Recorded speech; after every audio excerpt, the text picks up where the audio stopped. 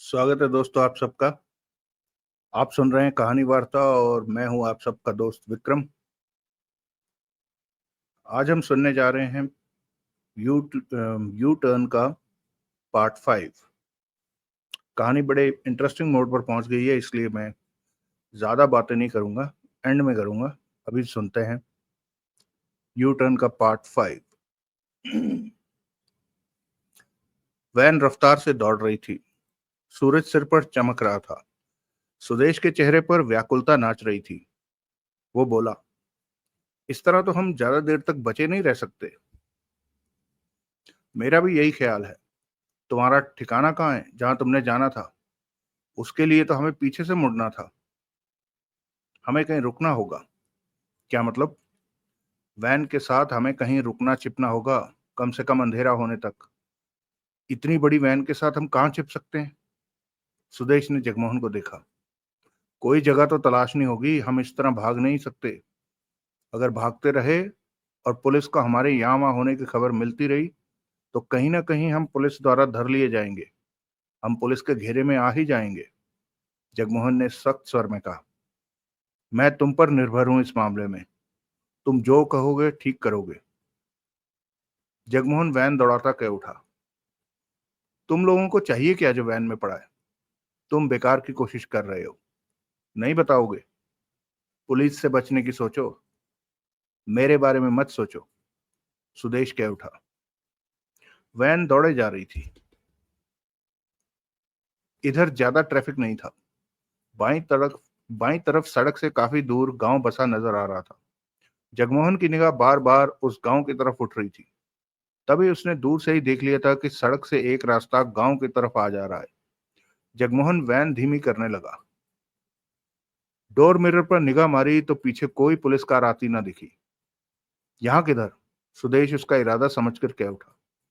कहीं तो जाना ही है, इधर ही सही। उधर गांव लगता है। देख लिया है मैंने, वहां फंस जाएंगे। सड़क पर वैन दौड़ाते रहने से बेहतर है कि वैन गांव में ले जाकर खड़ी कर देना।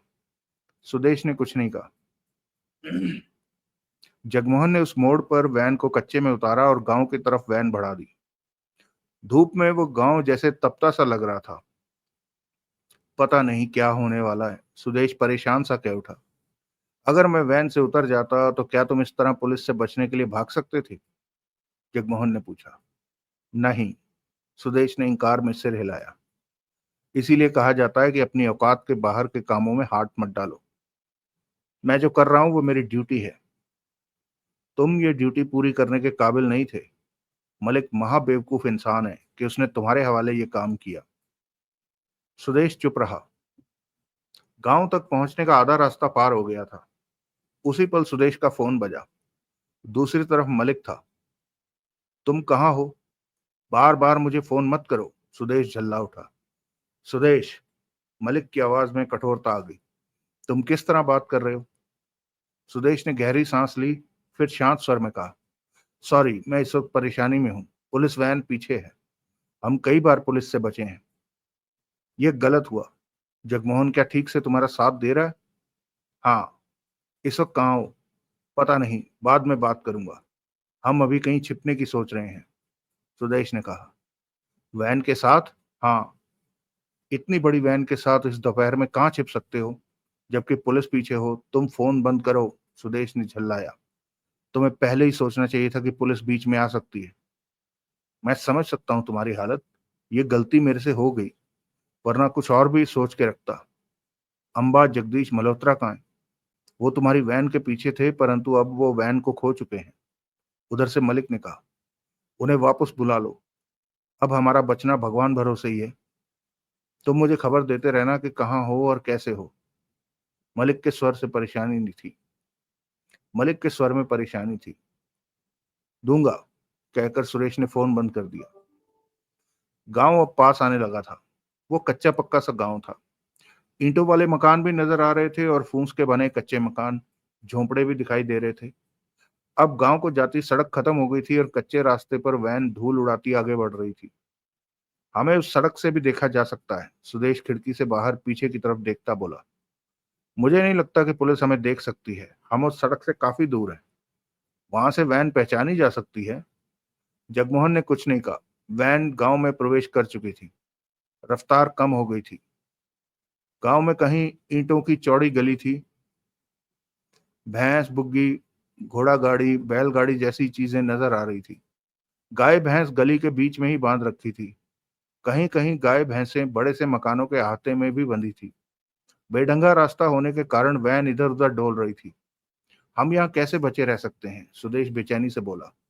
आते जाते इक्का दुक्का लोग सरसरी निगाह से वैन देख लेते थे। तभी गली के अंत में जगमोहन ने एक स्कूल बना देखा। ज्यादा बड़ा स्कूल नहीं था। 8-10 कमरे थे। बीचों बीच अहाता बना हुआ था जहां लोगों ने गाय भैंस बांध रखी थी। स्कूल के गेट का एक पल्ला टूटकर नीचे गिरा हुआ था। दूसरा भी नीचे झूल रहा था। इतना रास्ता था कि वैन को अंदर ले जाया जा सके। जगमोहन वैन को स्कूल के भीतर जानवरों के पास ले गया। इंजन बंद कर दिया। दोनों की नजरें मिली। एक तरफ चारपाई पर बूढ़ा सा आदमी बैठा था जो कि वैन के इंजन की आवाज सुनकर उठ बैठा। तभी वैन के पीछे की तरफ खटका हुआ। ये कोई गड़बड़ न कर दे, सुदेश के होठों से निकला। कुछ नहीं कर सकता, वो बंद है, जगमोहन ने नजरें दौड़ाते हुए कहा। सुदेश भी हर तरफ देख रहा था। हम यहाँ शाम तक वैन कैसे खड़ी कर सकते हैं? देखते रहो। जगमोहन ने वैन की चाबी निकालकर हाथ में ली और दरवाजा खोलकर वैन से बाहर आ गया। सुदेश भी वैन से बाहर निकला। तुम वैन के पास ही रहो, जगमोहन ने कहा। चाबी मुझे दे दो। नहीं, तुम वैन लेकर भाग सकते हो। सुदेश ने नाराजगी भरी नजरों से जगमोहन को देखा। जगमोहन उस बूढ़े की तरफ बढ़ गया जो कि चारपाई पर बैठा उसे देख रहा था। राम राम ताऊ। पास पहुंचता जगमोहन दोस्ताना ढंग में कह उठा। राम राम। बूढ़े ने चारपाई पर एक तरफ खिसकते हुए कहा। तू कौन हो बे? जगमोहन चारपाई के दूसरे हिस्से पर बैठता कह उठा। ड्राइवर हूं ताऊ, माले गांव में रहता हूँ। यहाँ को आवे? बंता राम से मिलने आया हूँ। बंते बोले कि उसके गांव में नहीं आता, सो आज आ गया।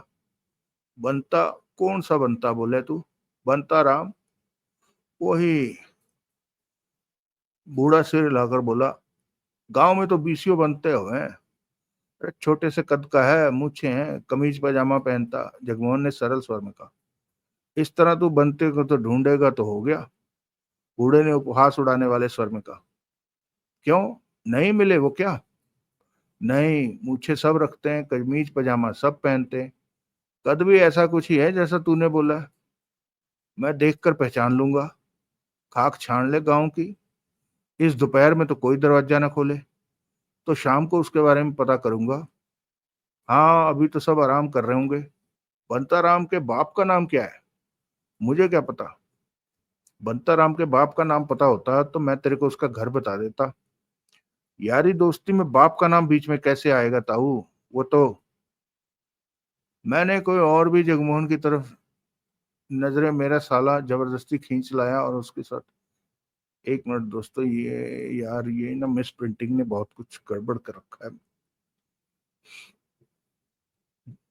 मैंने कोई और भी है, जगमोहन की तरफ नजरें मेरा साला है जबरदस्ती खींच लाया, उसे साथ में बुला दे, मैं तुम्हें गर्मा गर्म दूध चीनी डालकर पिलाता हूँ।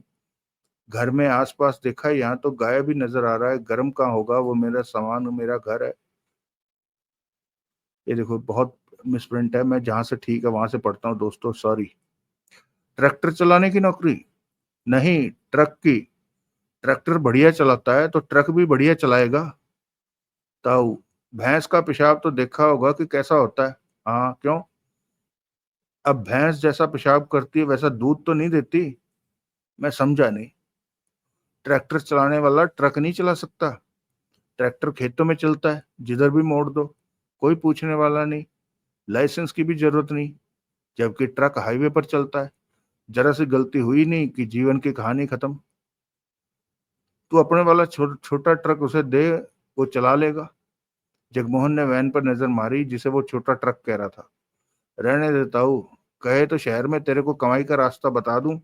तेरा ड्राइवर तेरा बेटा ड्राइवर से ज्यादा कमा लेगा। बता बता। अपने बेटे को रिक्शा खरीद कर शहर भेज दे। लाइसेंस की जरूरत नहीं, परमिट लेने की जरूरत नहीं, जहां मन करे घुसेड़ दो। हर तरफ हरा ही हरा, सवारियों की कमी नहीं। दौड़ाएगा दौड़ेगा ये काम। सच? हाँ, ट्रैक्टर चलाने वालों के लिए इससे बढ़िया काम दूसरा कोई हो ही नहीं सकता। ये तूने बढ़िया कही, बूढ़ा उठता हुआ बोला। मैं तेरे लिए दूध लाता हूँ। अपने साले को भी बुला ले, बंताराम को छोड़, मेरा ही मेहमान बन के रह। रिक्शे के बारे में तूने बहुत कुछ अच्छे से बताया। सॉरी, रिक्शे के बारे में बहुत कुछ जानना है तेरे से अच्छे से। बूढ़ा स्कूल के टूटे गेट की तरफ बढ़ गया। सामने पक्का मकान बना दिखाई दे रहा था। जगमोहन उठा और वैन के पास जा पहुंचा। उससे क्या बातें कर रहे थे? वो कहाँ गया? सुदेश उसके पास पहुंचते कह उठा। पटा रहा था, यारी गांठ रहा था। बात बन गई लगती है। हम शाम तक आसानी से यहाँ रह सकते हैं। वो कहाँ गया? गरम दूध लाने। मैंने बताया कि मेरा साला साथ है, यानी कि तू। सुदेश वैन से बाहर आ गया। यहाँ पुलिस हमारी तलाश में आ गई तो तब की तब देखेंगे। कहने के साथ जगमोहन ने वैन के रोशनदान पर लगी जाली के बीच फंसी चादर को देखा। वो अभी तक अपनी जगह पर टिकी हुई थी। दूसरी तरफ भी देखा, वहां भी सब ठीक था।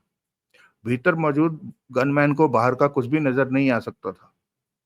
मैंने इतना बुरा वक्त कभी नहीं देखा, सुदेश बोला। मुझे तो लगता है कि तूने अभी तक कुछ देखा ही नहीं, कहकर जगमोहन चारपाई की तरफ बढ़ गया। सुदेश उसके साथ था। तुमने बूढ़े को क्या पट्टी पढ़ाई? आएगा तो समझ जाओगे। जगमोहन मुस्कुराया। वो अपने बेटे को शहर में ड्राइवरी करवाना चाहता है। तो इस बात को लेकर तुमने उसे पटा लिया? हाँ, मैंने उसे समझाया कि शहर में ट्रक चलाने से रिक्शा चलाना ज्यादा ठीक रहेगा। सुदेश ने गहरी सांस ली। पता नहीं तुम इस तरह की बातें इतनी मुसीबत के वक्त कैसे कर लेते हो। मैंने अपने काम की बहुत पढ़ाई कर रखी है। मुझे मालूम है कि हालातों से कैसे मुकाबला करना है। कभी फंस भी जाते हो? बहुत कम, शायद ही कभी। तब क्या करते हो? तब ऊपर वाला कोई जुगाड़ भिड़ा देता है। वो चारपाई पर जा बैठा। तुम अपना फोन दो तो मैं एक फोन कर लूं देवराज चौहान को। हाँ। कभी नहीं। तेरा क्या जाता है जो मैं देवराज चौहान से बात। एक फोन से तो सारी बाजी पलट सकता है। एक फोन से तो सारी बाजी पलट सकता है। देवराज चौहान यहाँ आ सकता है, वैन पर कब्जा जमा सकता है, मुझे गोली मारी जा सकती है। तब जो हो जाए वही कम होगा। सुदेश का स्वर सख्त हो गया। तू मेरे बारे में ये विचार रखता है? ये याद रख के हम साथ साथ हैं, लेकिन हम में किसी भी तरह का याराना नहीं हो सकता। सुदेश कह उठा। मैं कब से तेरे काम आ रहा हूं, वरना मैं छोड़कर भी जा सकता था। तू कभी भी वैन छोड़कर नहीं जाएगा। क्यों? 60 करोड़ जो है वैन में। तू मेरे लिए कुछ नहीं कर रहा। उन 60 करोड़ के लिए वैन को भगाए फिर रहा है। मैं तेरे को ऐसा लगता हूँ? बहुत कमीना है तू। वो आ गया। जगमोहन की निगाह उधर घूमी। वो बूढ़ा तेज तेज कदमों से इधर आ रहा था। उसके पीछे घूंघट ओढ़े युवती हाथ में थाम रखे थाल में दूध के भरे गिलास रखे आ रही थी। ये मेरे उसी बेटे की बहू है जिसकी ड्राइवरी की बात मैं कर रहा था। बूढ़ा 20 कदम दूर से ही कह उठा। महीना भर पहले तो ब्याह हुआ है। पहली बार किसी मेहमान के स्वागत के लिए बाहर निकली है। जगमोहन ने सुदेश को देखकर धीमे स्वर में कहा। इसे अपनी बहन समझकर बात करना, कुछ गड़बड़ मत करना। ये गांव वाले हैं और मैं तुम्हारी तरह नहीं हूं। हर औरत को अपनी माँ बहन समझता हूँ। मेरी तरह? मैं कैसा हूँ? बोल। तेरे को क्या पता कि मैं कैसा? तब तक बूढ़ा पास आ पहुंचा था। पैर छू बहू इनके। ये रामू को शहर में रिक्शा चलवा देंगे। ड्राइवरी में इतनी कमाई नहीं जितनी रिक्शे में हो जाती है। क्यों? मैंने ठीक कहा ना ड्राइवर बाबू? बूढ़े ने मुस्कुरा कर कहा। जगमोहन उसे देखकर मुस्कुराया। लो, गरम दूध पियो। बहू ने मोटी इलायची डालकर गर्म किया। खूब चीनी डाली। अगला दृश्य। शाम का वक्त था जब सोनू ने तेजी से प्यारे के घर में प्रवेश किया। प्यारे रात के खाने के लिए दाल गैस पर चढ़ाकर हटा था। प्यारे, ओ प्यारे, सोनू जल्दी से बोला। हाँ। प्यारा किचन से बाहर निकला। भक्ते ने एक टोटका और बताया है बच्चा जल्दी ठहराने का। सोनू जोश भरे स्वर में बोला। क्या? प्यारे ने उत्सुकता से कहा। भक्ता कहता है कि प्यार करने से पहले गिन्नी को गोलगप्पे जरूर खिला देना। गोलगप्पे? हाँ। भक्ता कहता है कि तब पिंकी सूरज भान की दुकान पर जाकर गोलगप्पे खाकर आई थी। उसके बाद उसने प्यार किया तो पिंकी को बच्चा ठहर गया था। सोनू के स्वर में जोश था। तू फिक्र मत कर, जब चलना हो मुझे बता देना। मैं सूरज भान की रेहड़ी से गोलगप्पे लिफाफे में डलवा कर ले आऊंगा। खेतों में प्यार करने से पहले गिन्नी को गोलगप्पे खिला देंगे। उसके बाद तू प्यार करना, बच्चा ठहरेगा ही ठहरेगा। चाची फिर तेरे पीछे दौड़ेगी कि तू गिन्नी से शादी कर ले। तेरी पौं बारह हो जाएगी। गोलगप्पे का बच्चा ठहरने से क्या वास्ता? होगा कुछ, हमें क्या, गोलगप्पे ही तो खिलाने हैं। तू ज्यादा सोचता क्यों है? वो भी मैं ही पैक करा कर लाऊंगा। तेरे साथ ही तो चलना है मैंने, याद है ना? तू भूल तो नहीं गया ये बात? तब चौकीदारी के लिए भी तो कोई चाहिए, याद है? गिन्नी से बात हुई? वो तो आई नहीं, चाची ने भेजा नहीं होगा उसे। ब्लाउज का क्या किया? टांका लगवा कर दे आया था। तब गिन्नी भी नजर नहीं आई, मैंने भी नहीं पूछा। यही वो वक्त था जब गिन्नी ने भीतर प्रवेश किया। सोनू को वहां पाकर वो ठिठकी। नमस्ते भाभी जी, सोनू जल्दी से कह उठा। मैं बस जाने ही वाला था। गिन्नी मुस्कुराई। जाता हूँ प्यारे, कहकर सोनू बाहर निकलता चला गया। चाची कहाँ है? प्यारे ने पूछा। सब्जी लेने बाजार गई है, गिन्नी ने मुस्कुराते हुए कहा। पीछे वाले कमरे में आजा, जल्दी से कर लेते हैं। माँ आ जाएगी, गिन्नी ने हड़बड़ाकर कहा। तू शादी पर जाने के लिए सूट सिला रही है? तू तो कहती थी कि बीमारी का बहाना। वो कल बनाऊंगी, कल सुबह जाना है माँ बापू ने। तूने नहीं जाना ना? नहीं, तेरे को बोला तो है कि बीमार पड़ जाऊंगी। ऐसा ही करना, प्यारा धीमे से कह उठा। मुझे पता चला है कि सूरज भान के गोलगप्पे खाकर प्यार किया जाए तो बच्चा ठहर जाता है। कल मैं तेरे को सूरज भान के गोलगप्पे ही खिलाऊंगा और रात को खेतों में चलेंगे। खेतों में? हाँ, खुले में प्यार करने से बच्चा जल्दी ठहरता है। भक्ते ने भी ऐसा ही किया था। भक्ता हलवाई? वही। मैं थोड़ी देर पहले सूट लेके आ रही थी तो वो मुझे देखकर घूर रहा था। वो जानता है कि मैं तेरे को बच्चा ठहराने वाला हूँ। उसे क्यों बताया? गोलगप्पे और खुले में प्यार करने की सलाह उसी ने तो दी है। सोनू पूछ के आया था उससे। गिन्नी ने सिर हिला दिया। तो आज बड़ी खूबसूरत लग रही है। चल हट, गिन्नी शर्मा कर मुस्कुराई। सच में प्यारे की आवाज में प्यार ही प्यार था। एक बात तो बता, तुझे प्यार करना आता है? गिन्नी ने शर्मा कर आहिस्ता से पूछा। कर लूंगा। किया है पहले तूने प्यार? किया तो नहीं, पर जानता हूं कैसे करते हैं। सब हो जाएगा, उस बात की चिंता न कर।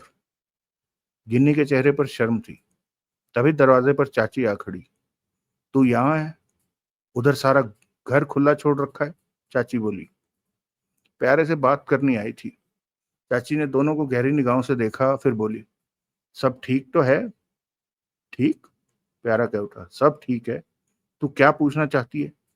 यही पूछना चाहती थी कि सब ठीक ही है ना। चल घर चल। गिन्नी खामोशी से बाहर निकल गई। चाची मुस्कुराई, प्यारे को देखा, फिर उठी। आज तूने मुझे बिना पोटी कोट के देख लिया। मैंने कहाँ देखा, तूने ही तो आवाज लगाकर आने को कहा था। प्यारा सक पकाया। गिन्नी को बताई ये बात? उसे क्यों बताऊंगा? समझदार है तू, समझदार है तू। पता है कि कौन सी बात बतानी है और कौन सी नहीं। अभी सब्जी लेकर आ रही थी तो लक्ष्मण मिला। वो मैकेनिक? प्यारे के होंठों से निकला। हाँ, पूछ रहा था कि 1 लाख रुपए कब लाऊं चाची। चाची ने इतरा कर उससे कहा। गिन्नी की शादी के लिए? प्यारा हड़बड़ाया। हाँ, पहले तो मेरा मन किया कि कह दूं अभी ले आ। फिर सोचा शादी पर जा रही हूँ, कहीं पीछे से घर पर चोर ना पड़ जाए। ये भी मन में आया कि एक बार फिर तेरे से पूछ लूं कि मकान बेचकर मेरे हाथ पर रखता है पैसे तो तेरी शादी गिन्नी से कर दूंगी।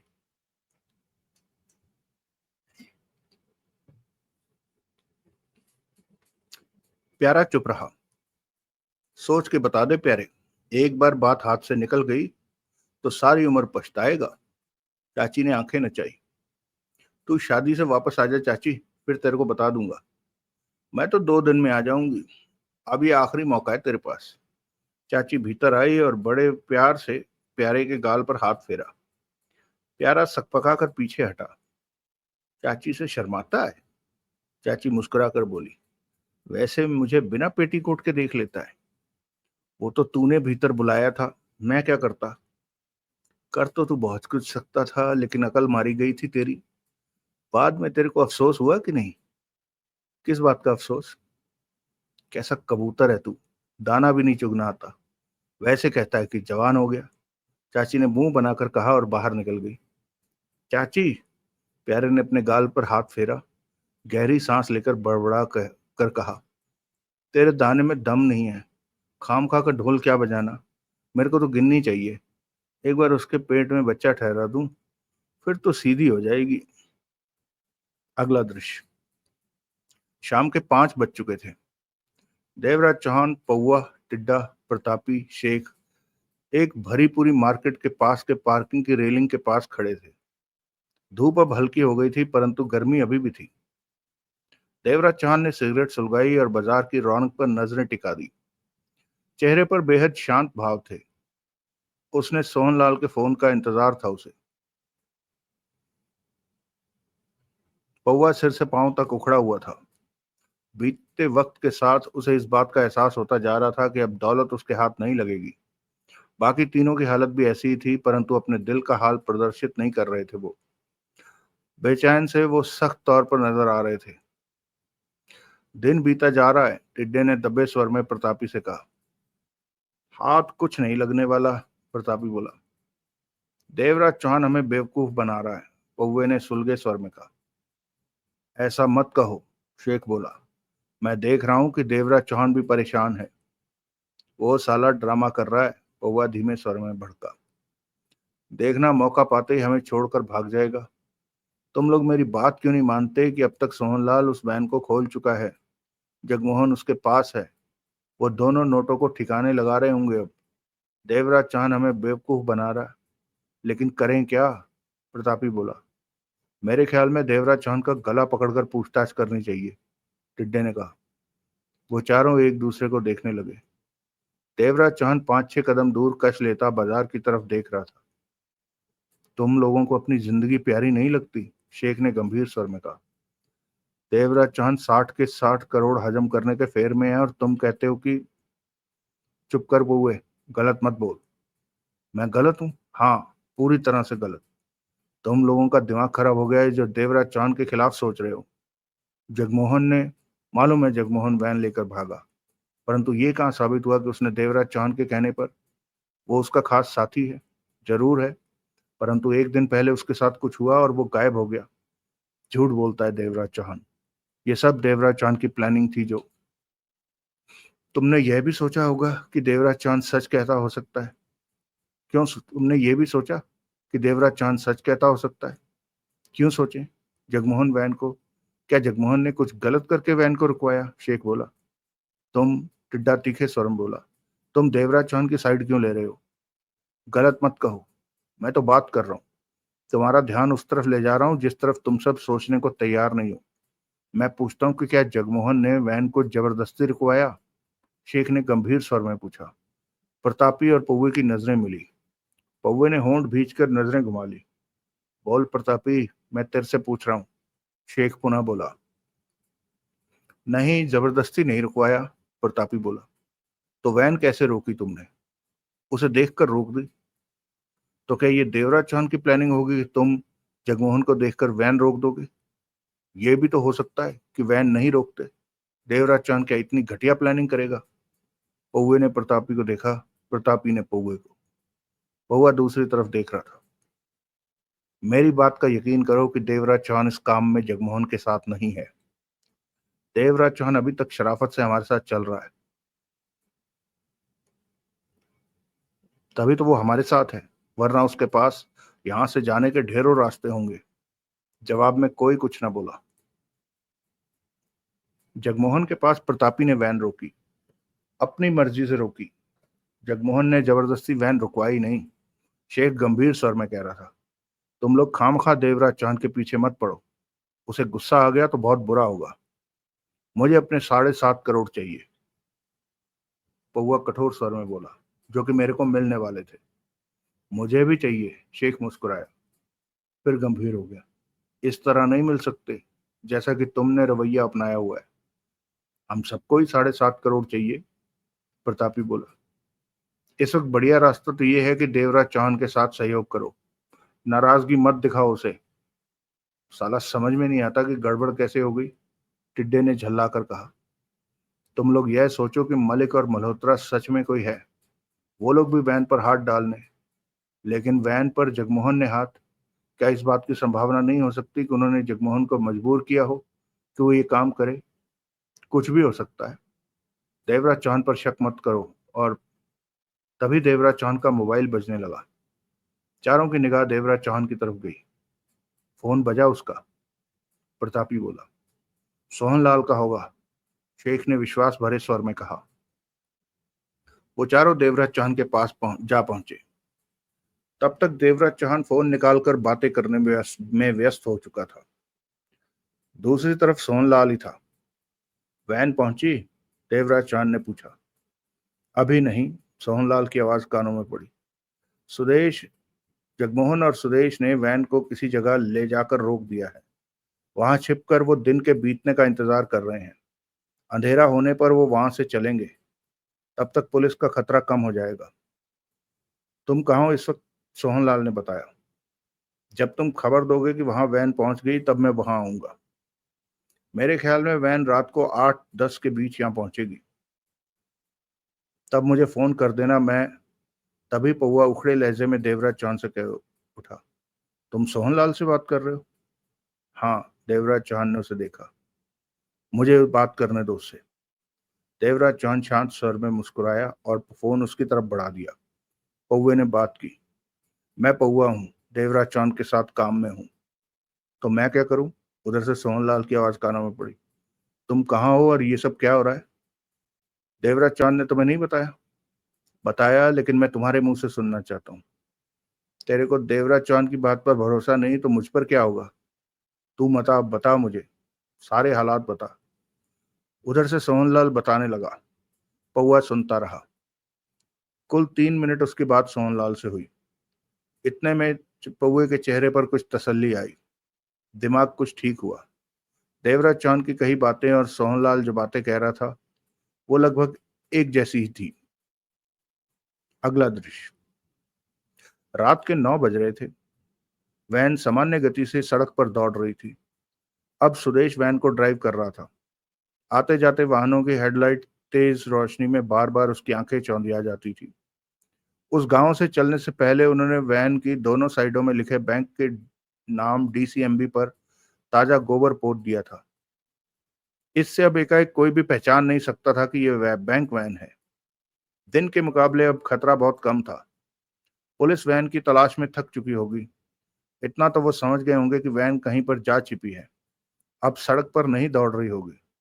वैसे तो ताऊ ने उस गांव वैसे तो ताऊ के उस गांव की वजह से वैसे तो ताऊ के उस गांव से वो जगह ज्यादा दूर नहीं थी जहां पर सुदेश को वैन लेकर पहुंचना था।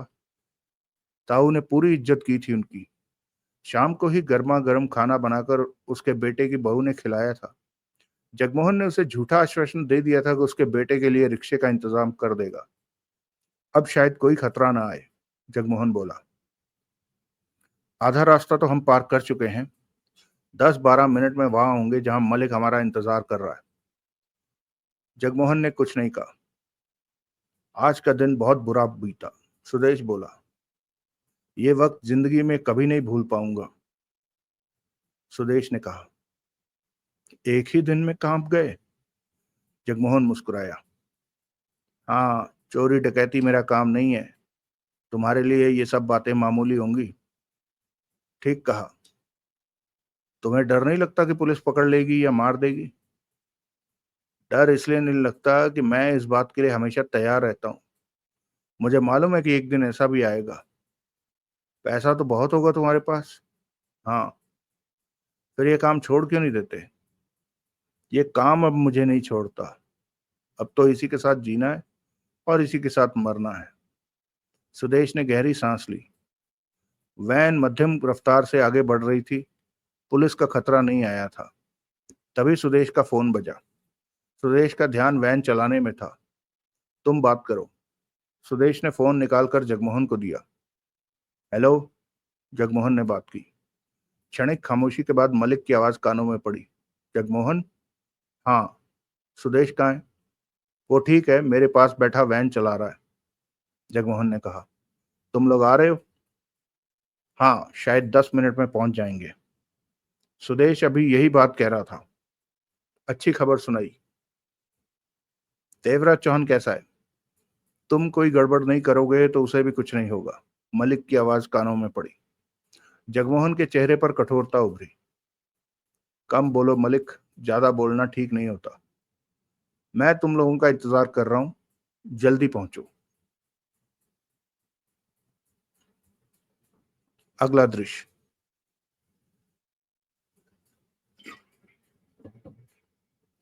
वो पुराना सा मंदिर, मस्जिद या ऐसा ही कुछ और था। बड़ा सा गुंबद बना नजर आ रहा था। इस वक्त वहां अंधेरा था। 3 कारें वहां खड़ी थी। एक की हेडलाइट रोशन थी।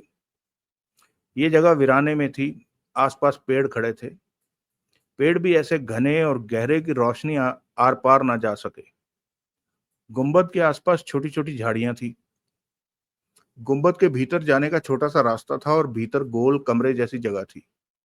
प्लस्तर झड़ रहा था, भीतर से ईंटें दिखाई दे रही थी। फर्श के नाम पर टूटी फूटी जगह थी। वहां झाड़ियां खड़ी थी। उस गुंबद के बाहर ही मौजूद थे मलिक, मल्होत्रा, अंबा, जगदीश और सोहनलाल। मल्होत्रा और अंबा एक कार के पीछे वाली सीट पर बैठे थे। जगदीश दूसरी कार से टेक लगाकर खड़ा था। मलिक वहां टहलता दिख रहा था। सोहनलाल भी इधर उधर रहकर वक्त बिता रहा था। अभी अभी मलिक पर अभी अभी मलिक फोन पर जगमोहन से बात करके हटा था और वो ऊंचे स्वर में बोला, वैन आ रही है। मलिक के शब्दों के साथ ही वहां हलचल पैदा हो गई। मल्होत्रा और अंबा फौरन ही कार से बाहर आ गए। वैन आ रही है? जगदीश ने पूछा। हाँ, अभी अभी जगमोहन से बात हुई। सुदेश वैन चला रहा है, 10-15 मिनटों में यहाँ पहुंच सकते हैं। शुक्र है, मल्होत्रा बोला। मुझे तो इस बात का डर लग रहा था कि सुदेश पुलिस के हाथों में न पड़ जाए। सब ठीक रहा। मलिक की आवाज में खुशी के भाव थे। पुलिस के पीछे पड़ने से सुदेश की हालत जरूर खराब हो गई होगी, अंबा ने कहा। हाँ, मलिक बोला। दोपहर में बात करते हुए सुदेश नाराज था। गलती मेरी थी कि मुझे पुलिस की तरफ भी सोच कर चलना चाहिए था कि वो भी बीच में आ सकती है। तब हम वैन के यहाँ तक लाने का कोई बढ़िया रास्ता तैयार करते। जब तक वैन यहाँ नहीं आ जाती तब तक मन में संशय ही रहेगा। मलिक ने कुछ दूर मौजूद सोहनलाल से कहा, वैन आ रही है। मैंने 50 लाख लिया है, 24 घंटे तक तो ड्यूटी दूंगा, सोहनलाल बोला। तुम? मलिक ने कहना चाहा कि तभी फोन बजा। मलिक ने मोबाइल निकालकर बात की। हेलो। रात हो गई है मलिक, छाबड़ा की आवाज कानों में पड़ी। तुम कब से कह रहे हो कि वैन आएगी, परंतु। वैन आ रही है मिस्टर छाबड़ा, मलिक बोला। 10-20 मिनट में वैन हमारे सामने होगी, रास्ते में ही है। 2 पलों की खामोशी के बाद छाबड़ा की आवाज आई। ये बात तो तुम दोपहर से कह रहे हो। मैंने ये बात नहीं कही कि 10-20 मिनट में वैन यहाँ आ पहुंचेगी। ये अब कहा है। मैं चिंता में हूं कि क्या ये काम हो जाएगा। मुझ पर भरोसा रखिए, मैंने इसी काम का तो आपसे लाखों रुपया लिया है। आपको नाउम्मीदी नहीं होगी। वैन के यहाँ पहुंचते ही मैं आपको फोन कर दूंगा, तो आप वहां से चल पड़िएगा। ये जगह तो आपको दिखा ही चुका हूँ। आने में जरा सावधानी बरतनी होगी। मैं तुम्हारे फोन का इंतजार कर रहा हूँ, छाबड़ा ने उधर से कहा और फोन बंद कर दिया। दोस्तों, बहुत सारे सेंटेंसेस ना इधर से उधर हो रखे हैं। यानी एक डायलॉग किसी और का होता है और दूसरे के डायलॉग के साथ मिल जाता है। आई होप, मुझे उम्मीद है आप लोग प्लीज इसके साथ एडजस्ट कर लेंगे। चलिए। मलिक ने कान से फोन हटाया और अंबा बोला, दोपहर से 15 बार छाबड़ा फोन कर चुका है। क्यों ना करेगा? 45 लाख रुपए हम एडवांस में ले चुके हैं। ये काम करने का 50 लाख वो सोहनलाल को दे चुका है और काम होने के बाद 50 लाख हमने अभी और लेना है। वो इस बात को लेकर चिंतित होगा कि काम होता है या नहीं। तभी जगदीश ने कहा, वैन को पुलिस से बचा लेने का श्रेय जगमोहन को जाता है। सुदेश के बस में नहीं था पुलिस को वैन को पुलिस से बचाना। काम होना चाहिए जैसे भी हो, मलिक ने कहा और बेचैनी से टहलने लगा। कुछ दूर खड़े खड़े सोहनलाल ने गोली वाली सिगरेट सुलगाई। उसे बेचैनी से इंतजार था वैन के आने का, क्योंकि वैन के साथ जगमोहन भी यहाँ पहुंच रहा था। धीरे धीरे वक्त बीतने लगा। 20 मिनट बाद उनके कानों में इंजन की मध्यम सी आवाज पड़ी। वैन आ गई लगती है, कहने के साथ ही जगदीश पेड़ों के झुरमुट की तरफ दौड़ा। मलिक के चेहरे पर खुशी नाच उठी। कार की जलती हेडलाइट में सबके चेहरे स्पष्ट नजर आ रहे थे। मल्होत्रा उस तरफ चला जिधर जगदीश गया था। आने वाली वैन ही है, अंबा ने मलिक को देखकर कहा। वैन ही है, मलिक ने विश्वास भरे स्वर में कहा और फोन निकालकर नंबर मिलाने लगा। अगले ही पल जगमोहन से उसकी बात होगी। आने वाले तुम हो? हाँ, सुदेश कह रहा है कि पहुंच गए हैं। हेडलाइट बंद कर रखी है या? बंद कर रखी है। आ जाओ, मलिक ने फोन बंद करते हुए अंबा से कहा। जाओ, वैन को रास्ता दिखाओ, उन्होंने लाइट बंद कर रखी है। मल्होत्रा जगदीश गए। उन दोनों से कह दो कि वैन आने वाली वैन ही है, वरना उन्हें शक होगा कि आने वाला दुश्मन ना हो। अंधेरे में वो वैन को नहीं देख सकेंगे। अंबा चला गया। मलिक सोहनलाल के पास पहुंचा। तुम तैयार हो काम के लिए? हाँ। क्या पता आने वाला कोई और हो, जगदीश बोला। पुलिस भी हो सकती है। पुलिस को क्या पता कि यहाँ क्या हो रहा है, मल्होत्रा ने कहा। परंतु शक तो जायज है। दोनों की निगाह कुछ दूर कच्चे रास्ते पर थी। रात के अंधेरे में कोई चीज इधर आती दिखाई तो दे रही थी, परंतु वो स्पष्ट नहीं थी। आवाज अब स्पष्ट होने लगी थी। मेरे ख्याल से आने वाली वैन ही है, जगदीश ने कहा। कैसे कह सकते हो? इंजन की आवाज से पहचान रहा हूं। ये भारी आवाज है। कार जैसा वाहन होता तो ये आवाज नहीं होती। तभी अंबा उनके पास आते हुए कह उठा। आने वाली वैन ही है। मलिक ने अभी उनसे बात की। अब काम होने का वक्त आ गया, जगदीश बोला। हाँ, मल्होत्रा बोला। अब ज्यादा देर नहीं लगेगी। अगला दृश्य। कार की हेडलाइट की रोशनी में वैन आकर रुकी। पूरी तरह चमक उठी थी वैन। सब कुछ स्पष्ट दिखाई देने लगा था। वैन के भीतर बैठे जगमोहन की निगाह हर तरफ जा रही थी। मलिक, मल्होत्रा, अंबा, जगदीश को उसने देखा। सुदेश ने इंजन बंद किया और मुस्कुराकर जगमोहन ने कहा। हम पहुंच गए, पुलिस से बचाए। हाँ, हम। जगमोहन के शब्द अधूरे रह गए। उसी पल उसकी निगाह सोहनलाल पर पड़ी, जो कि अंधेरे से निकलकर कार की जलती हेडलाइट की रोशनी में आ गया था। जगमोहन मन ही मन बुरी तरह चौंका। सोहनलाल और यहाँ, इन लोगों के साथ? तभी सुदेश ने वैन का दरवाजा खोलते हुए कहा। क्या हुआ? तुम बोलते बोलते खामोश क्यों हो गए? वो कौन है? सुदेश ने सोहनलाल पर नजर मारी, फिर कह उठा। शायद वो सोहनलाल है। वैन को वो खोलेगा, बाहर के ताले भी और भीतर रखे स्टील बॉक्सों के ताले भी।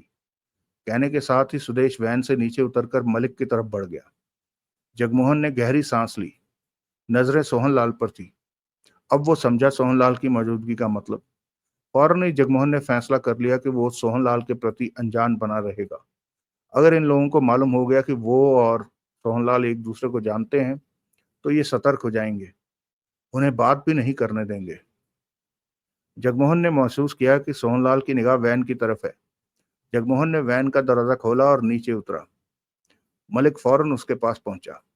सुदेश तो बहुत परेशान हुआ, लेकिन मुझे आशा है कि तुम्हें खास परेशानी नहीं हुई होगी आज के हालातों से। जगमोहन ने महसूस किया कि सोहनलाल इसी तरफ आ रहा है। तुम्हें वैन चाहिए थी, वो मिल गई, जगमोहन बोला। जो तुमने चाहा वही हो रहा है। शुक्रिया, मलिक मुस्कुराया। तुम्हें नोटों से कोई मतलब नहीं, कुछ और चाहिए? जो वैन में मौजूद नोटों के बक्सों में कहीं पड़ा है। सोहनलाल, आप जा। परंतु जगमोहन ने जानबूझकर उसकी तरफ ना देखा। नोटों में किसकी दिलचस्पी नहीं होती, मलिक ने कहा। परंतु इस वैन में पड़े नोटों में दिलचस्पी लेने की हिम्मत मैं नहीं कर सकता। छूने भर से भी मैं डकैती में शामिल समझा जाऊंगा, जबकि मैं ऐसा नहीं चाहता। बहुत ईमानदार हो तुम, जगमोहन ने तीखे स्वर में कहा। हाँ हूं। मैं ऐसा काम नहीं करता जो तुम करते हो। मुझ जैसा काम करने में तुमने कोई कसर तो नहीं रखी। मेरे से बैंक में वैन मंगवा ली, जिस वैन को शहर भर की पुलिस ढूंढ रही है, लेकिन मैं वैन में रखे नोट नहीं चाहता। छोड़ो इन बातों को, जगमोहन सोहनलाल को सुनाने की खातिर मलिक से बोला। देवराज चौहान के साथ तुमने कुछ बुरा तो नहीं किया? वो अभी तक जिंदा है और उन चारों के साथ है, क्योंकि तुमने हमसे कोई चालाकी नहीं की। पास खड़े सोहनलाल की आंखें सिकुड़ी। फौरन अपना काम खत्म करो, जगमोहन बोला। मुझे वैन लेकर जाना है। मलिक ने सोहनलाल से कहा, तुम अपना काम शुरू करो। जगमोहन ने सोहनलाल को देखा और मलिक से कहा, जब ये वैन यहाँ पहुंची तो सुदेश ने बताया कि वैन के सब ताले ये सोहनलाल खोलेगा। हाँ, ये एक्सपर्ट बंदा है। लगता तो नहीं। जगमोहन ने मुंह बनाया, फिर कहा, मरना चाहते हो तो वैन के दरवाजे खोल दो। क्या मतलब? सोहनलाल चौंका। वैन के भीतर गनमैन मौजूद हैं। जगमोहन ने वैन पर नजर मारी। मलिक ने होंठ भींचकर सोहनलाल को देखा। वैन के भीतर गनमैन? सोहनलाल बोला। उसे हम देख लेंगे। तुम ताले खोलो वैन के पीछे वाले दरवाजे के, मलिक ने कहा। खोलने के दौरान ही वो मुझे भीतर से गोली मार देगा, सोहनलाल बोला। वैन बुलेट प्रूफ है, जगमोहन ने कहा, इसलिए भीतर की गोली बाहर नहीं आ सकती। तुम ताले खोलो और जल्दी से हम अपना काम पूरा करके जाएं। सोहनलाल सामने खड़ी कार की तरफ बढ़ गया, जिसके बोनेट पर बैग पड़ा था। तभी सुदेश और अंबा पास आ गए। ये वैन के रोशनदानों पर कोई कपड़ा फंसा रखा है। तुम्हें बताया तो था, हमने चादरें फंसाई हैं कि भीतर वाला गनमैन बाहर ना देख सके, सुदेश बोला। अंबा ने औजारों वाले थाले के साथ सोहनलाल को वैन के पीछे वाले हिस्से की तरफ जाते देखा। सोहनलाल ने वैन खोली तो वो भीतर से गोलियां चला देंगे। वो सिर्फ लॉक खोलेगा, दरवाजा नहीं। तब तक हम भीतर बैठे गनमैन से बात करेंगे, मलिक बोला। क्या बात? उसे समझाने की कोशिश करेंगे कि हमसे टकराने का कोई फायदा नहीं, मरेगा। बेहतर है कि हाथ उठाकर बाहर। वो मान जाएगा? अंबा ने पूछा। नहीं मानेगा, सुदेश कह उठा। वो यही समझेगा कि हम उसे मार देंगे। मैं उसे तैयार कर लूंगा। ड्राइविंग सीट के साथ भी एक खिड़की है, नन्ही सी, जो पीछे की तरफ खुलती है, जगमोहन बोला। मैं उससे बात करता हूँ। तुमने अगर वो खिड़की खोली तो वहां गन रखकर गोलियां चला देगा, सुदेश बोला। चिंता मत करो, मैं सतर्क रहूंगा, मलिक ने कहा और वैन के आगे के हिस्से की तरफ बढ़ गया। ये मरेगा, सुदेश के होठों से निकला। मलिक बेवकूफ नहीं है जो मरेगा, अंबा ने कहा। वो सब ठीक कर लेगा। तभी सुदेश ने जगमोहन से कहा, तुम्हें भी भूख लगी होगी, उधर कार में बर्गर रखे हैं, वो खा लेते। आओ। मेरे लिए बर्गर यहीं ले आओ, जगमोहन ने कहा। सुदेश कार की तरफ बढ़ गया। सोहनलाल अपने औजारों वाले थैले के साथ वैन के पीछे वाले हिस्से की तरफ पहुंचा तो मल्होत्रा और जगदीश भी वहां आ गए थे। वहां घुप अंधेरा था। सोहनलाल के पास टॉर्च थी, परंतु वो इस काम में नाकाफी थी। तुम कार को इस तरह लगाओ कि मैं अपना काम कर सकूं, सोहनलाल ने कहा। मल्होत्रा वहां से चला गया। सोहनलाल ने फोन निकाला और देवराज चौहान का नंबर मिलाया। किसे फोन कर रहे हो? जगदीश उसी पल कह उठा। अपनी पत्नी को। काम की तरफ ध्यान दो, इन बेकार की बातों में अभी मत पड़ो। काम ही कर रहा हूँ फोन पर। सोहनलाल मुस्कुराया। कान पर फोन लगाकर नारनिया से बात करते हुए जब मैं अपना हाथ चलाता हूँ तो मिनटों का काम पलों में हो जाता है। अजीब बीमारी है, जगदीश ने मुंह बनाया। तभी सोहनलाल के कानों में फोन से देवराज चौहान की आवाज निकली। कहो। मैं अभी घर नहीं आ पाऊंगा नारनिया, सोहनलाल ने कहा। आधी रात तक शायद व्यस्त रहूंगा। वैन आ गई? उधर से देवराज चौहान ने पूछा। हाँ, मामी को मेरा नमस्कार करना। तुम अब ताला खोलने जा रहे हो वैन का? अब शुरुआत तो करनी है नानिया, रिश्तेदारी जो ठहरी, सोहनलाल ने मुस्कुराकर कहा। जगदीश पास ही खड़ा था। जगमोहन भी वहां आ गया। वैन के साथ आया होगा, उधर से देवराज चौहान ने कहा। तुमने ठीक कहा, मैं 1.5 घंटे में वहां पहुंच जाऊंगा। तुम काम को धीमी गति से करना। वो तो मेरे हाथ में नानिया, जब तक मैं नहीं चाहूंगा कुछ नहीं होगा, सोहनलाल बोला। तभी जगदीश पास से हट गया। मल्होत्रा कार इस तरफ ला रहा था। उसका ध्यान कार की तरफ हो गया। मौका पाते ही सोहनलाल ने दबे स्वर में फोन पर कहा। जगमोहन जगमोहन को मजबूर किया गया है इस काम के लिए। मेरे ख्याल में मलिक के लोग तुम पर नजर रख रहे हैं। जगमोहन को शायद कहा गया है कि उनकी बात नहीं मानी तो तुम्हें मार देंगे वो। क्या कह रहा है सोहनलाल? देवराज चौहान का उलझन भरा स्वर कानों में पड़ा। मैंने जो महसूस किया वो तुम्हें बता दिया। तुम देखो तुम पर कोई नजर रख रहा है या नहीं। अगर नजर रख रहा हुआ तो वो मलिक को फोन पर बता देगा कि तुम वैन के पास ही कहीं पहुंच चुके हो। इस बात का मैं ध्यान रखूंगा। मल्होत्रा अब तक वैन के पीछे कार खड़ी करके इंजन बंद कर चुका था। कार की हेडलाइट की तीव्र रोशनी में वैन का पिछला हिस्सा चमक उठा। सोहनलाल भी रोशनी में नहा गया था। फिर फोन करूंगा नानिया, बंद करता हूँ, कहने के साथ ही सोहनलाल ने फोन बंद किया और जेब में रख लिया। अगला दृश्य। जब गिन्नी के माँ बाप शादी पर जाने को तैयार हो रहे थे तो गिन्नी को तेज पेट दर्द हो उठा। गिन्नी ने शोर मचाकर घर को सिर पर उठा लिया। चाची ने जल्दी से अजवाइन, नमक, गर्म पानी के साथ पिलाया। इस बीच गिन्नी 10 बार बाथरूम हो आई। हाय हाय रे करके बेड पर जा लेटी।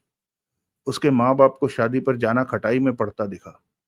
गिन्नी चाची माथे पर हाथ फेर कर बोली, तूने अभी बीमार पड़ना था। क्या हो गया तेरे पेट को? पता नहीं, दर्द हो रहा है बार बार। सब ठीक तो है? चाची ने धीमे स्वर में पूछा। क्या पूछ रही है माँ तू? तूने प्यारे के साथ या किसी और के साथ कोई गड़बड़ तो नहीं कर दी? कैसी बात करती है माँ, हर वक्त तो तेरे से चिपकी रहती हूँ। गिन्नी कह उठी। तेरा मतलब कि तेरे को कुछ करने का मौका नहीं देती? चाची बोली। तभी गिन्नी कह उठी, आप दोनों जाओ, मुझे आराम की जरूरत है। मैं घर पर रहूंगी तो ठीक रहूंगी, अकेली तेरे को घर पर कैसे छोड़ दें? उसके डैडी ने कहा। ऊपर से तेरे पेट में दर्द।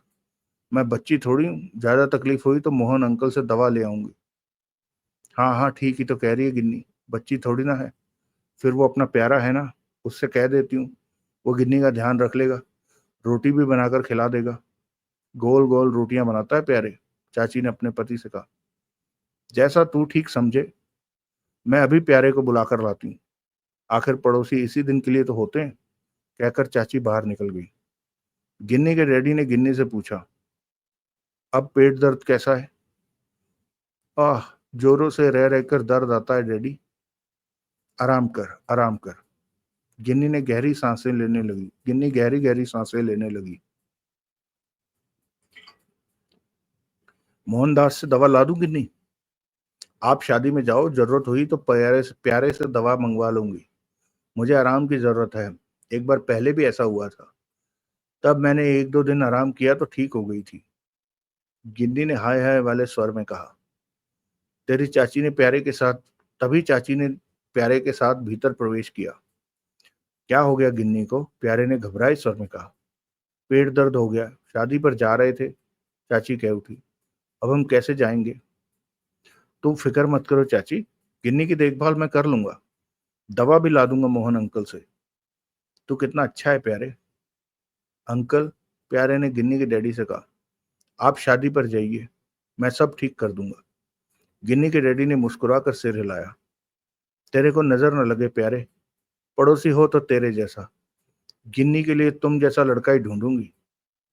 प्यारे चाची को देखकर मुस्कुराया।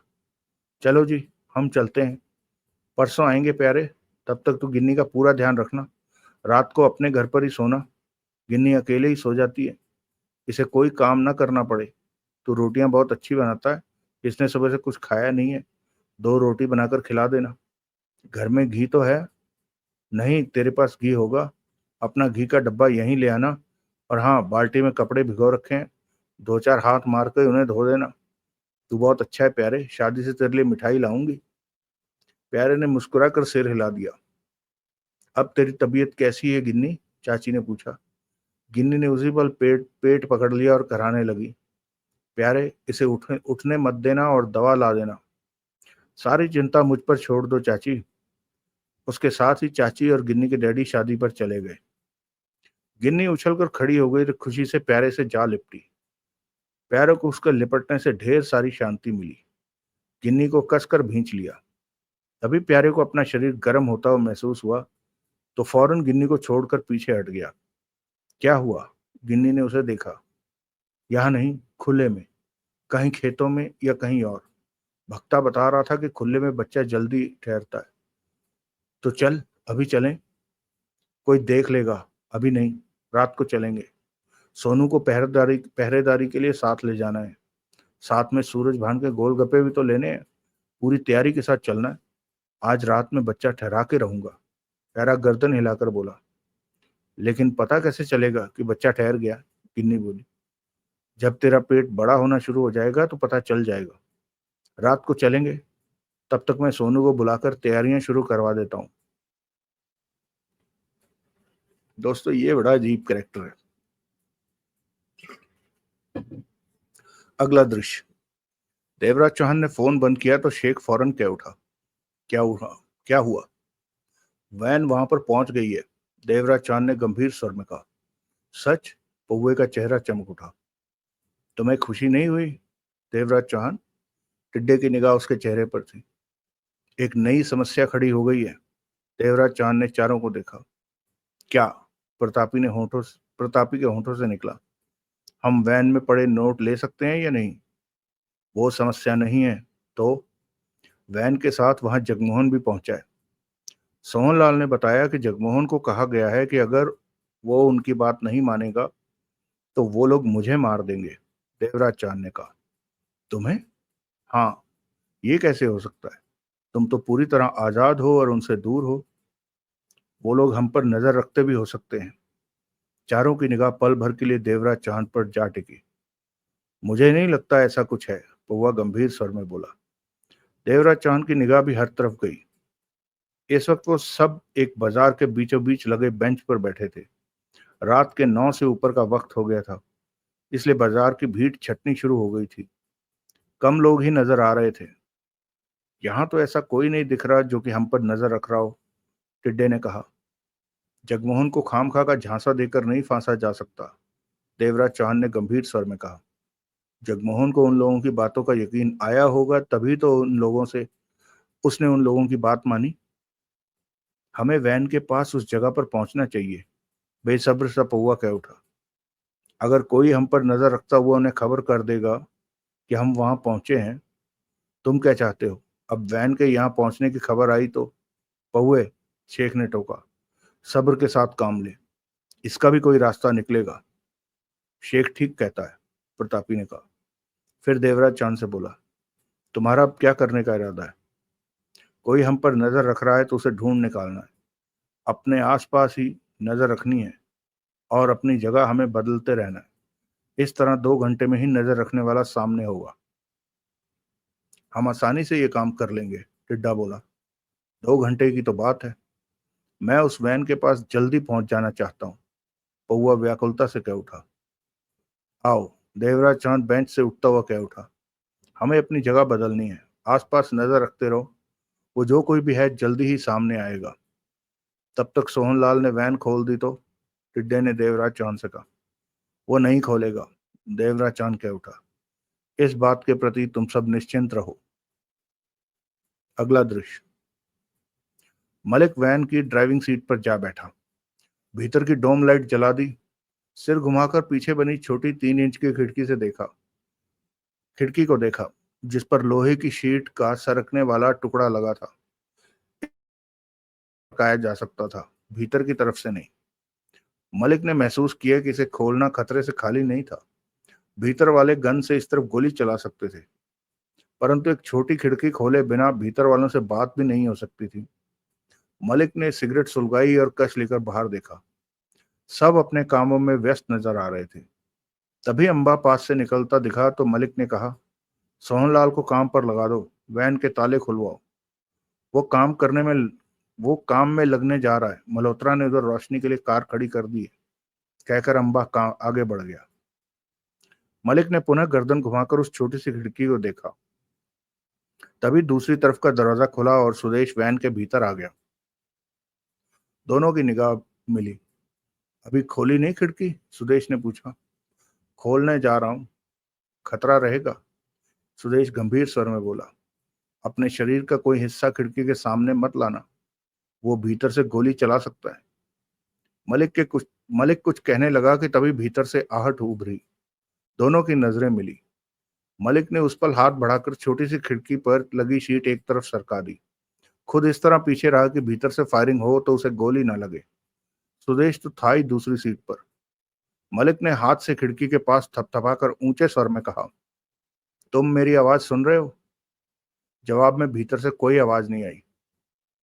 तुम बैंक के गनर हो, मैं जानता हूं, मलिक बोला। मेरी बात का जवाब दो ताकि हम बात शुरू कर सकें। जवाब में खामोशी रही। मलिक ने कश लिया। सुदेश की निगाह भी मलिक पर जाती तो कभी खिड़की पर। मलिक ने पुनः हाथ से वैन की बॉडी थपथपाई। मेरी बात का जवाब दो, इसी में हम दोनों का भला है, मलिक ऊंचे स्वर में बोला। जवाब में खामोशी रही। कोई जवाब नहीं, कोई आवाज नहीं। मलिक ने सुदेश को देखा। सुदेश के होंठ भिजे हुए थे। इस तरह खामोश रहने से तुम्हारा काम नहीं चलेगा, मलिक कह उठा। तुम्हें बात करनी ही पड़ेगी। वैन के ताले खोले जा रहे हैं। कुछ ही देर में हम आमने सामने होंगे। तुम भी खून खराबा नहीं करना चाहते होगे। भीतर से कोई जवाब नहीं आया। मलिक ने खिड़की की शीट पुनः सरकाकर बंद कर दी। अभी बात करो उससे, सुदेश बोला। वो उसे सोचने का मौका दो। मैंने उसे बता दिया है कि हम वैन का दरवाजा खोलने लगे हैं। अब वो भी हालातों को समझने की कोशिश करेगा कि दरवाजा खुलने पर क्या हो सकता है। इन हालातों से वो खुश नहीं होगा, परेशान होगा। मलिक और सुदेश वैन से नीचे आ गए। एक बात बताओ, सुदेश गंभीर स्वर में बोला। क्या? मलिक ने उसे देखा।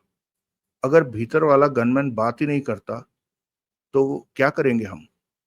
वो बात करेगा, मलिक बोला। मैंने पूछा अगर बात नहीं करता तो क्या होगा? वाली बात मत। मेरी बात में दम है। तुम मेरी बात यूं ही मत उड़ाओ। बेकार की बात है तुम्हारी। वो बात करेगा, मलिक ने गंभीर स्वर में कहा। उसे महसूस हो लेने दो कि बैंक की वैन के दरवाजे को खोलने की कोशिश शुरू हो चुकी है। उसके बाद वो चैन से नहीं बैठ पाएगा। दोनों वैन के पीछे वाले हिस्से में पहुंचे। वहां सोनलाल अपना बैग खोले वैन के ताले खोलने में व्यस्त था। मल्होत्रा पास ही खड़ा था। कब तक लॉक खोल लोगे? मलिक ने पूछा। ये डबल लॉक है, सोनलाल ने कहा। Double lock? हाँ, तुम्हारे सामने है। मोटा ताला कुंडे पर लगा है। इसे खोलने पर वैन के दरवाजे के बीचों बीच 3 बार चाबी घुमाने वाला लॉक है। उसके बाद एक लॉक दरवाजे के नीचे वाले हिस्से में, जिसका लीवर वैन के फर्श में गया हुआ है। सोनलाल ताले में व्यस्त होता कह उठा। तुम कितनी देर में निपटा लोगे? तुम्हारे सामने ही सब कर रहा हूं। जब तक मैं लॉक खोलूं तब तक बैंक के गनमैन के बारे में सोचो, जो कि भीतर बंद है। मैं उसकी आहट सुन रहा हूं। मैं दरवाजे का आखिरी ताला तब खोलूंगा जब यह बात तय हो कि उसका किस तरह इंतजाम करना है। मलिक चुप रहा। सोहनलाल ने चेहरा उसकी तरफ घुमाकर पूछा। कहीं तुम उसे मार देने का इरादा तो नहीं रखते? तुम्हें क्या? बहुत कुछ है मुझे। मैं भी अब तुम लोगों का हिस्सा हूं और काम के वक्त हत्या जैसी बात पसंद नहीं करता। तुम्हें इस काम का 50 लाख दिया है। मुफ्त में तो नहीं दिया, काम के लिए दिया है। कान खोल कर सुन लो कि खून खराबा नहीं होना चाहिए। हम में ऐसी कोई बात तय नहीं हुई थी। तुम ताले खोलो। हमें मालूम है कि हमने। कहने के साथ ही मलिक वहां से हट गया और जगमोहन के पास जा पहुंचा, जो कि अंबा के पास खड़ा था। जल्दी काम निपटाओ, जगमोहन बोला। सोहनलाल लॉक खोलने पर लगा है, मलिक ने कहा। परंतु वैन के भीतर जो गनमैन है उसकी समस्या है। उससे बात करो। ड्राइविंग डोर के पीछे छोटी सी खिड़की, वहां से मैंने बात करने की कोशिश की, परंतु वो जवाब नहीं दे रहा। जगमोहन ने कुछ नहीं कहा। तुम उससे बात करो, मलिक बोला। मैं? तुम्हें इन बातों का ज्यादा तजुर्बा है। तुम्हें नहीं है क्या? नहीं। जगमोहन ने मलिक को गहरी निगाहों से देखा, फिर कह उठा। तुम आखिर हो कौन? मलिक। मैंने पूछा, हो कौन? तुम्हें वैन में पड़ा 60 करोड़ चाहिए ना? मलिक ने उसे घूरा। ये क्या मतलब हुआ? काम की तरफ ध्यान दो। मेरे बारे में जानकर तुम्हें कुछ भी हासिल नहीं होगा। वैन के भीतर जो गनमैन है उससे बात करो। उसे बाहर निकाले बिना ना तो तुम पैसा ले सकोगे, ना ही मैं अपने काम की चीज। इतना तो बता दो कि तुम्हें तुम्हें जो कहा है वो करो। भीतर मौजूद गनमैन को दोस्ताना माहौल में बाहर निकालो। जगमोहन वैन की तरफ बढ़ गया। मलिक उसके पीछे चल पड़ा। जगमोहन वैन की ड्राइविंग सीट पर बैठा और पीछे बनी 3 इंच की खिड़की की शीट सरका दी। इस बात का पूरा ध्यान रखा कि अगर भीतर वाला खिड़की पर नाल रखकर गोली चलाए तो उसे ना लगे। मलिक बगल वाली सीट पर आ बैठा था और उसे देख रहा था। भाई जी, जगमोहन खिड़की के पास मुंह ले जाकर ऊंचे स्वर में बोला, साथ ही मुंह पीछे कर लिया। मलिक की निगाह जगमोहन पर थी। भीतर से जवाब नहीं आया।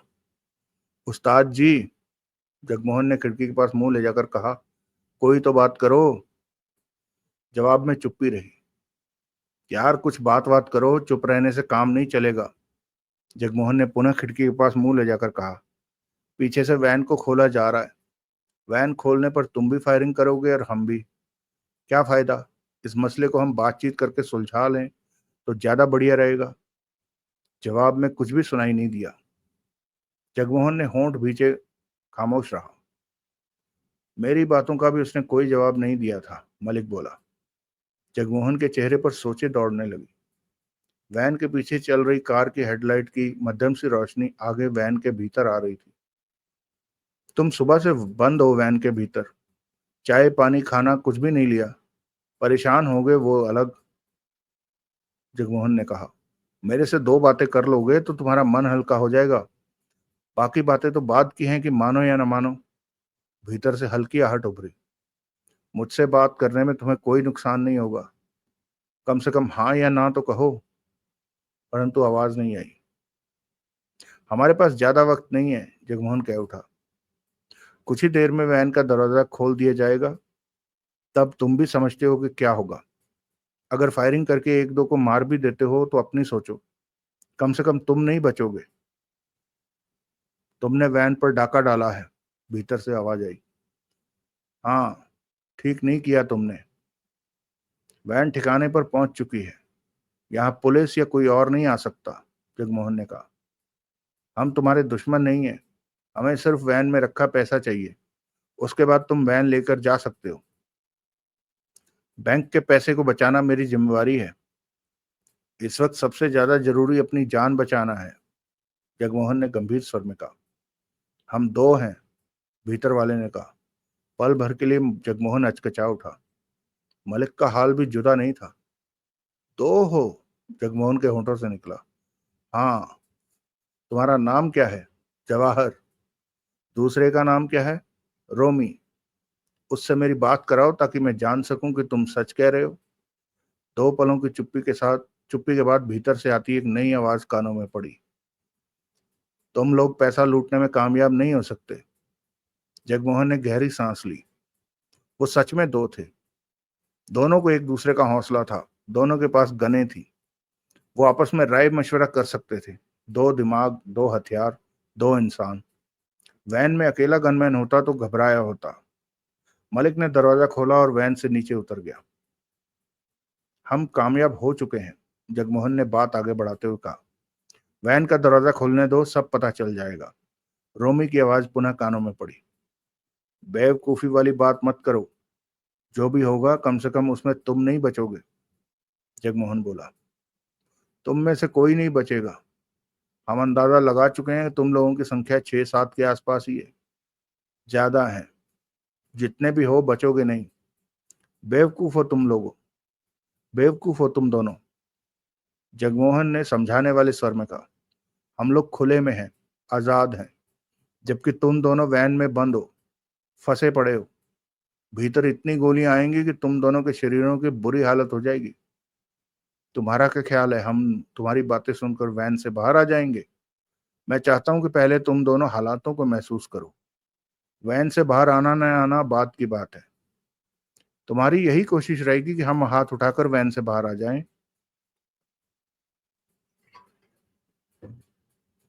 यही समझदारी है।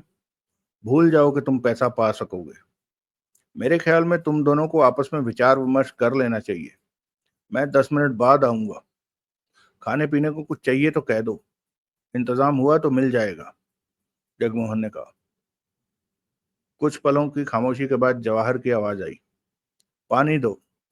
जगमोहन ने वैन के बाहर देखा तो मल्होत्रा नजर आया। जगमोहन ने आवाज मारकर मल्होत्रा को पास बुलाया और कहा, पानी की बोतल लाओ। सीलबंद बोतल पड़ी है क्या? मिल जाएगी, कहकर मल्होत्रा एक कार की तरफ बढ़ गया। तभी भीतर से जवाहर की आवाज आई। पानी में कुछ मिला मत देना। तुम्हें शक हो तो पानी पीकर दिखा देता हूँ, जगमोहन बोला। तुमने सीलबंद बोतल मंगवाई है, मैंने सुनी तुम्हारी आवाज, ठीक सुना। तभी मल्होत्रा पानी की बोतल के साथ वापस आया और बोतल देता बोला, भीतर गनमैन से बात हुई? हाँ। जगमोहन ने उससे पानी की बोतल ली और 3 इंच लंबी चौड़ी खिड़की के बीच बोतल डाली और बोला, लो। उधर से बोतल ले ली गई। कुछ देर बाद आऊंगा बात करने, जगमोहन ने कहा और दरवाजा खोलकर नीचे उतर गया। वहां खड़े मल्होत्रा ने पूछा, क्या बात हुई? वो दो हैं। ओ, दो हैं, मल्होत्रा के होठों से निकला। जगमोहन मलिक की तरफ बढ़ गया जो कि अंबा के पास खड़ा था। मल्होत्रा भी पीछे पीछे आ गया।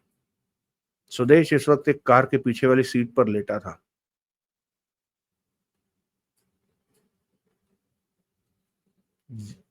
जगदीश जगमोहन के पास था। यह कहता है कि वैन के भीतर 2 गनमैन हैं, मल्होत्रा ने मलिक से कहा। हाँ, मैंने दोनों की आवाजें सुनी। उनके दो होने से हमारे लिए समस्या बढ़ गई है, अंबा ने कहा। मलिक ने जगमोहन को देखकर कहा, अब तुम क्या चाहते हो? मुझे तो लगता है कि वो अपने इरादों के पक्के हैं, वैन से बाहर नहीं आने वाले, जगमोहन बोला। उनका वैन से बाहर निकलना जरूरी है, मलिक ने बेचैनी से कहा। आसान नहीं है उन्हें निकालना। तुम कुछ करो। तुम्हारे पास ही थे जब उनसे बात हुई, तुमने सब कुछ सुना, जगमोहन गंभीर स्वर में कह उठा। हम फायरिंग नहीं चाहते, मलिक दांत पीस कर कह उठा। जगमोहन की निगाह मलिक पर जा टिकी। फायरिंग क्यों नहीं चाहते? हम ना तो खुद मरना चाहते हैं और ना ही किसी की जान लेना चाहते हैं। जगमोहन के होंठ सिकुड़े। वो अजीब से लहजे में कह उठा, किसी की जान क्यों नहीं लेना चाहते? हम हत्यारे नहीं है। हत्यारे नहीं हो, परंतु देवराज चौहान का निशाना तो तुम इस तरह ले रहे थे जैसे तुम पेशेवर हत्यारे हो। मलिक ने गहरी सांस ली और जगमोहन को देखता गंभीर स्वर में कह उठा, तब ऐसा दिखावा करना मजबूरी थी। क्यों? कैसी मजबूरी थी? तुम्हें इस काम के लिए तैयार जो करना था, और जो देवराज चौहान पर आदमी लगा रखे हैं। कुछ नहीं लगा रखा, वो सब तुम्हें सीधा करने के लिए कहा था। जगमोहन के मस्तिष्क को तीव्र झटका लगा। तो देवराज चौहान की निगरानी तुम्हारे आदमी नहीं कर रहे? जगमोहन के होठों से निकला। नहीं, मलिक मुस्कुरा पड़ा। हमें तो पता भी नहीं कि देवराज चौहान इस वक्त है कहाँ और क्या कर रहा है। जगमोहन से कुछ कहते ना बना। ये सोचो कि वैन में मौजूद गनमैनों को कैसे बाहर निकालना है, मलिक बोला। तुमने, जगमोहन बोला, मेरे साथ गलत किया, जो मुझे इस्तेमाल किया। मैं पैसा नहीं लेना चाहता, मलिक बोला। 60 करोड़ तुम लोगों के हैं, मुझे कुछ और चाहिए। जो तभी मलिक का फोन बजा। मलिक ने फोन निकालकर बात की। दूसरी तरफ छाबड़ा था। 10:30 का वक्त हो चुका है मलिक, और वैन वैन आ गई है। मलिक बात करते हुए कुछ कदम पीछे हटा। तुम आ सकते हो। गुड। खोला वैन को? छाबड़ा का खुशी से भरा स्वर सुनाई दिया। खोला जा रहा है, अभी वक्त लगेगा। मैं आता हूँ। मलिक ने फोन बंद करके जेब में रखा और पास आ गया। अंबा जगमोहन से कह रहा था, तुम पुराने खिलाड़ी हो, तुम्हें मालूम होगा कि गनमैनों को बाहर कैसे निकाला जाए। तुम जाकर उनसे बात करो और उन्हें बाहर आने को कहो, जगमोहन बोला। मेरी बात वो नहीं मानेंगे। तो वो मेरी बात क्यों मानेंगे? कहने के साथ ही जगमोहन वैन के पीछे वाले हिस्से की तरफ बढ़ गया। मलिक धीमे स्वर में मल्होत्रा से बोला, इस पर नजर रखो। मल्होत्रा जगमोहन की तरफ बढ़ गया। चलिए दोस्तों, पार्ट 5 को यहीं रोकते हैं। कहानी में एकदम से जो ड्रॉप आया है, क्योंकि वो जो जो गुंडागर्दी ये दिखा रहे थे ना मलिक और मल्होत्रा का गैंग, मैंने पहले ये आइडिया लगा लिया था कि ये जो है ये और कुछ नहीं है, ये कमीशन एजेंट है, दलाली खाने वाले। उस वक्त झूठ बोलकर इन्होंने जगमोहन को वक्ती तौर पर डरा जरूर दिया। जगमोहन भी इनके झांसे में आ गया। लेकिन अब मुझे लगता है जगमोहन इनका बुरा हाल करके छोड़ेगा, क्योंकि जगमोहन उस तरह का आदमी है नहीं। खैर, जो भी होगा आने वाले पार्ट में हमें पता चल जाएगा। आप सबसे रिक्वेस्ट है कि हमारे चैनल को सब्सक्राइब करके लाइक जरूर करना दोस्तों, और हो सके तो एक अच्छा सा कमेंट भी कर देना अपने दोस्त के लिए। आप सुन रहे हैं कहानी वार्ता, मैं हूं आपका दोस्त विक्रम। चलिए, आप सब खुश रहें, स्वस्थ रहें, सुखी रहें। अगले भाग में मिलेंगे, तब तक के लिए जय हिंद।